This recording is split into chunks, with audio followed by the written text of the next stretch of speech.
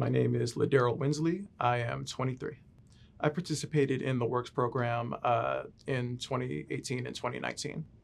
Interning at Memphis Slim House was very nice. I got a lot of my first production experience there. It was right after I learned how to produce at Stax for the first time, and the studio was right across the street. So when I got in touch with MMI Works that summer, that is where I ended up. And then I was in the alumni program.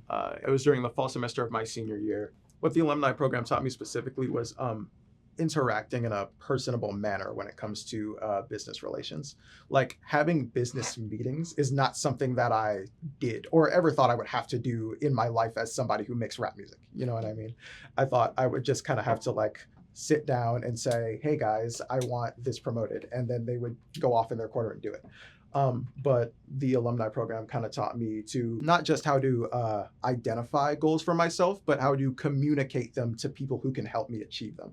I was there actually when we had our the first year we did the alumni program, and we had that Pitch Fest competition, which you won.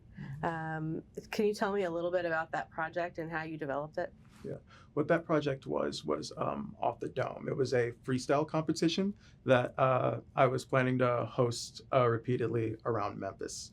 And the idea for it was basically that growing up and doing hip hop in Memphis, people just around my age group didn't freestyle a lot. It's just not something I encountered.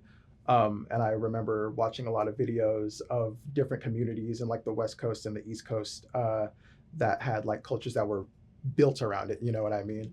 But we were kind of the first people to start really making trap music and going the big indie selling music route. So I can't be mad at it, you know? And I was like, what would it take to create that culture here?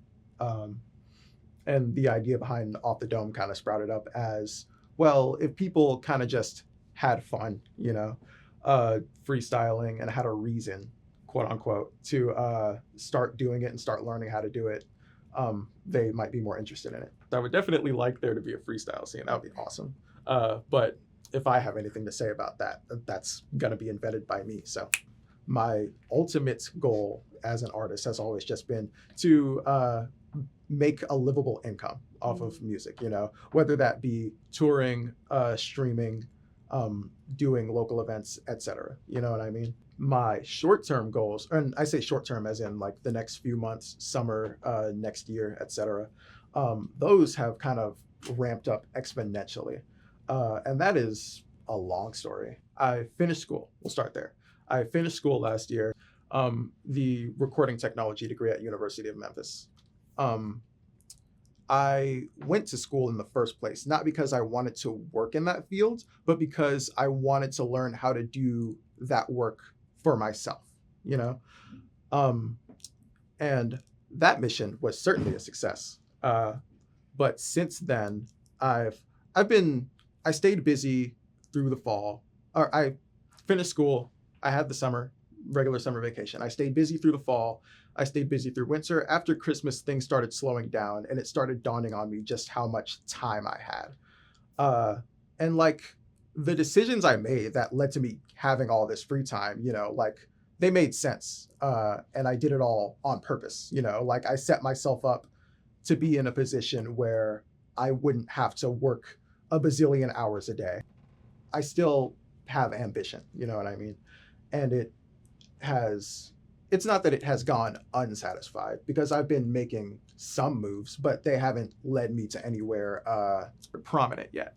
The progress that I've been made has felt very unfocused. And so the almost year now that I've been out of school has kind of felt not necessarily wasted, you know, because when I think back on everything I've done, I go, yep, that makes sense. I made the right choice there. But I look at where I'm at now, and I'm in basically the exact same spot that I was in last year.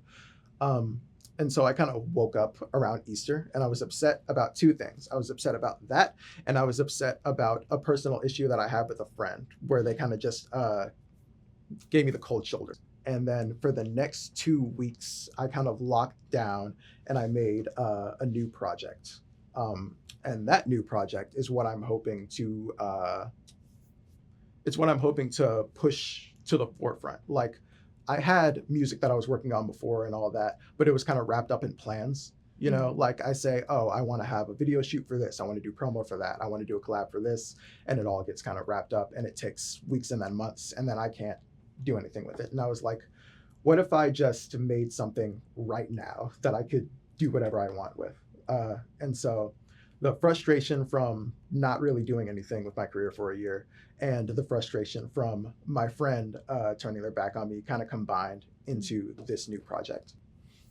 My process has gone through a lot of evolutions over the years. Like when I was in high school, I was just writing when I was done with my work, you know? So it was like any spare time that I had in the back of the classroom, basically.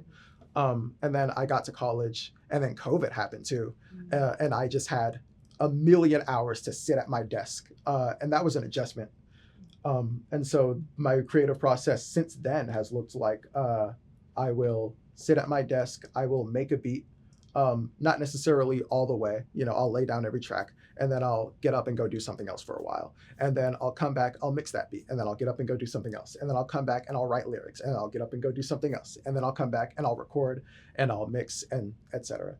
And so my creative process since graduating college has actually gone through another iteration because I kind of find it difficult given all the time that I have to sit still, you know, sometimes. So writing spare lines that just come to my mind and then forming them into a song when the time feels right, that's a new like creative format. So tell me a little bit about the space that we're in and why are we here?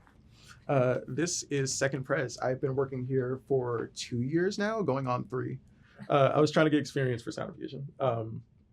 And I was running monitors at the time and I was in line to be the head engineer and I had very, very little live sound experience. And oddly enough, I ended up not staying on Sound Fusion because the more I did that job, the more I realized I just didn't want it.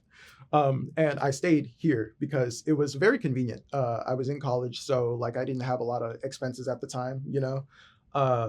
And like the hours are flexible and they're not like a lot. So this job has just been a just nice thing to have for those 2 years. Kendrick Lamar is like my biggest and most recent influence. Like I kind of missed the train on him by a few years. I didn't start listening to Kendrick really until like 2020. Like a lot of my more classic influences, so to speak, like the things that made me start rapping in the first place, come from like my dad. I basically copied his old playlists. But a lot of Saul Williams, Eminem. He's from Chicago, so he listened to a lot of Kanye and Common and Lupe Fiasco. I would definitely like to see like available performance space for like young creatives. Like collaborative music making is something that's been kind of niche for me. Like I was a Stax kid briefly, and being in that space was like it's not just like the education that helped me, but the community aspect of like going every day or every other day with people who I know for a fact think in some way like me, that they can write lyrics on a sheet of paper or like pick up an instrument and strum it, and that feels vital to their life. You know what I mean? As a kid from somewhere that was pretty ghetto, that's like, there's limited experience with that, you know? And I would like to see that like all around the city. My name is LaDarryl, LaDarryl. My Instagram is at Winsley, WINSLEYII, like the second. And that is where I do most of my promo. Nyla will be dropping soon, most likely in the summer. And we'll see about that. Thank you.